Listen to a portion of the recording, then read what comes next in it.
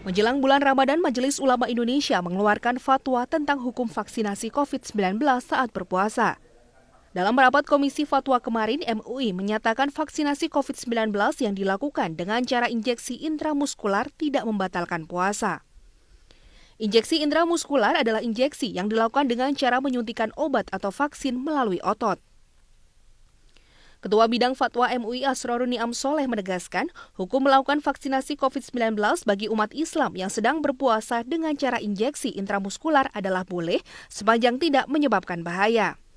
Vaksinasi COVID yang sekarang ini dengan cara injeksi secara syar'i tidak membatalkan puasa. Karenanya umat Islam yang sedang berpuasa boleh melakukan vaksinasi sepanjang aman dan juga tidak menimbulkan bahaya menurut ahli yang memiliki kompetensi dan juga kredibilitas.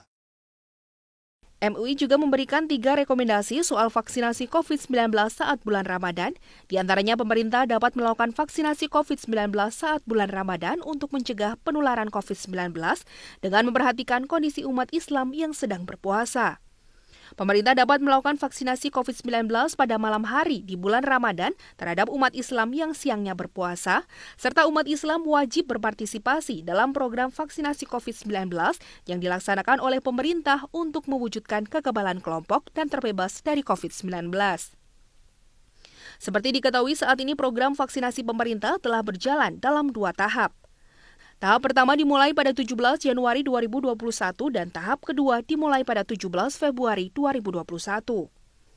Sementara itu, pemerintah masih akan melakukan program vaksinasi tahap ketiga dan keempat pada bulan April 2021 hingga bulan Maret 2022 mendatang, termasuk diantaranya pada bulan Ramadan. Dari Jakarta, Tim Liputan, Metro TV.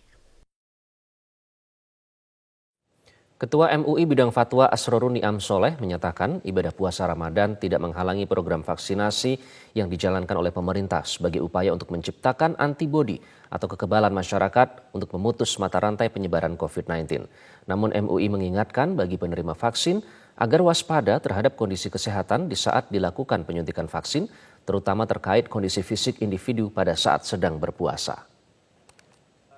Prinsipnya yang pertama bahwa pelaksanaan vaksinasi COVID-19 yang sedang dilaksanakan oleh pemerintah dengan mekanisme injeksi itu tidak membatalkan puasa. Itu prinsip yang pertama.